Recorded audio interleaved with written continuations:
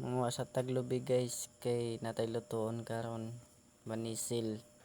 Antawan ning video guys para makabalo mo unsahon pagproseso og pagluto sa maong banisil or suso. So akong tirada dahil sa pagluto karon guys akong tunuan. Ngayon din na siya pagligyog. Tiltilan nimo ang samputan tanawa gani. Ang tumoy sa banisil. Kaya makuha na ng tumoy ka na.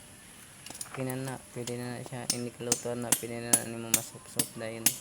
Ikatugod, taas pagod to. Di sa gikuha ng unod. Maong tiltilan yun guys. Para makuha ang unod. Kadugol na kami yan.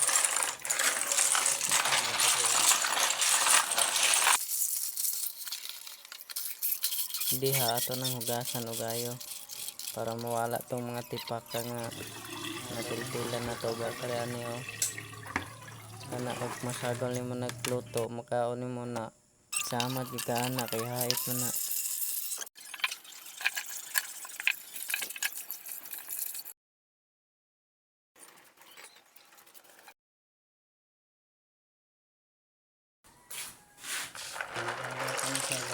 Ana guys, okay na na kay tinaw na kay sabaw. Pwede na ni malutuon.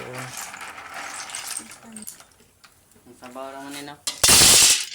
Hindi sabawan na mo. Sabawan na naman.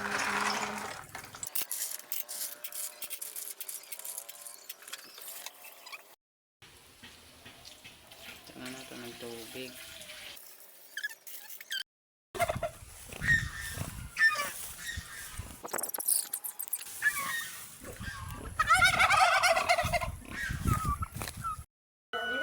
Ngayon diha na to nag-asin.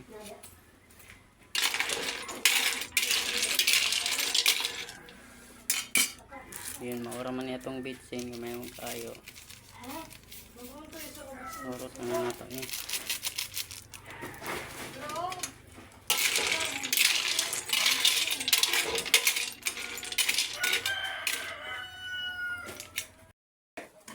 Diha kagda na to naglobi.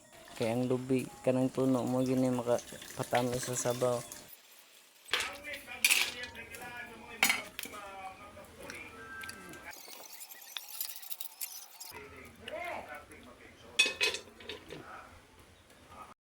Mate kay naluto naman hauno na naman.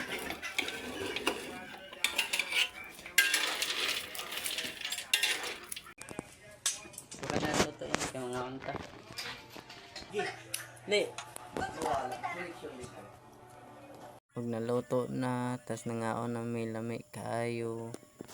Uli sabay mis pagpangaon. Sumawara to guys. Salamat. Bye bye.